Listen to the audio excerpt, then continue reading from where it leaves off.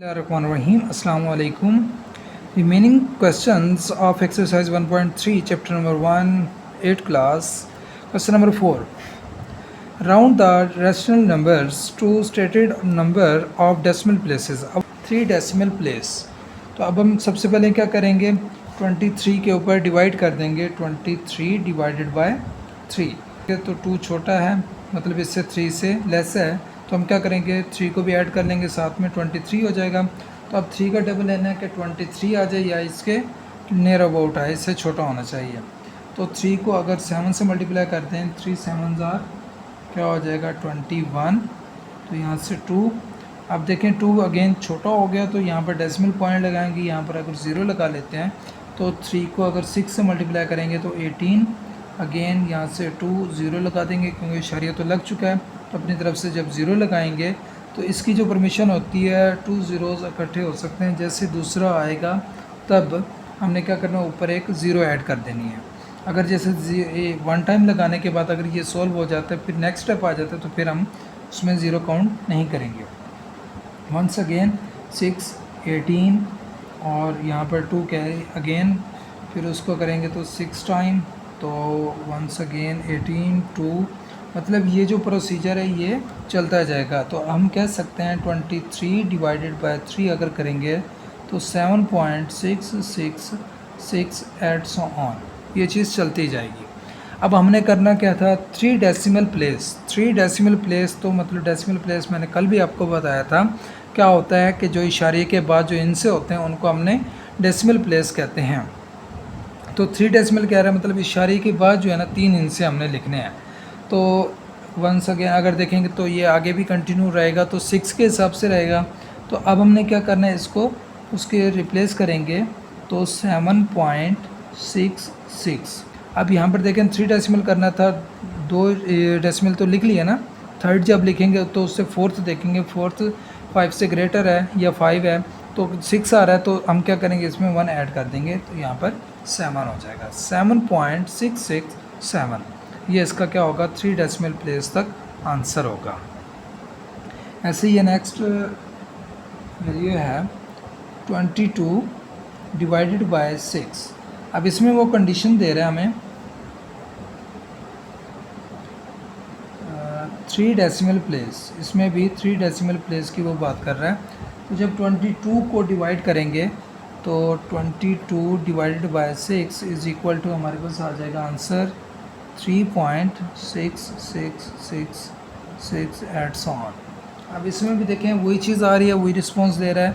तो जब इसको हम चेंज करेंगे तो इसके लिए क्या हो जाएगा, वंस अगेन 3 पॉइंट, जैसे पिछले सवाल में भी हमने 3 डेसिमल प्लेस तक क्या था 667 आ जाएगा. अब इसका थर्ड पार्ट देखते हैं. थर्ड पार्ट में वो कह रहा है 55 डिवाइडेड बाय 3 2 डेसिमल प्लेस. अब इसको हमने 2 डेसिमल प्लेस तक करना है, तो 55 डिवाइडेड बाय जब 3 करेंगे तो हमारे पास क्या आ जाएगा 18.333 एट सो ऑन. ये रिपीट होता रहेगा. अब इसके हवाले से देखें तो उसने 2 डेसिमल कहा है, तो 18 पॉइंट के बाद ही डेसिमल की बात होती है, डेसिमल पॉइंट को ही कहते हैं. तो हमने इसके बाद 2 नंबर लेने हैं 3 3. तो अब देखें उसके बाद भी 3 आ रहा है, रिपीट हो रहा है. तो हमने क्या कहा था 0 से 4 के दरमियान होगा, तो उसको हम उसमें सिर्फ स्किप कर देंगे, उसमें से कुछ भी आगे ऐड नहीं करेंगे. तो अब यहाँ पर भी देखें वही चीज़ आ गई, तो हम जस्ट इतना लिख देंगे, ये हमारे पास आंसर हो जाएगा. इसका फोर्थ पार्ट है 25 डिवाइडेड बाय 29. अब 25 के ऊपर 29 को डिवाइड करेंगे और इसका आंसर देना है 5 सिग्निफिकेंट फिगर्स. सिग्निफिकेंट फिगर्स से मुराद ये होता है कि ओवरऑल नंबर्स लेने हैं हमने 1 to 9 जितने भी हैं, इनमें से अगर कोई भी नंबर आ जाते तो उनको हमने काउंट जस्ट करना होता है. अब 25 के ऊपर जब 29 को डिवाइड करेंगे तो इसका आंसर आएगा हमारे पास 0.8620689.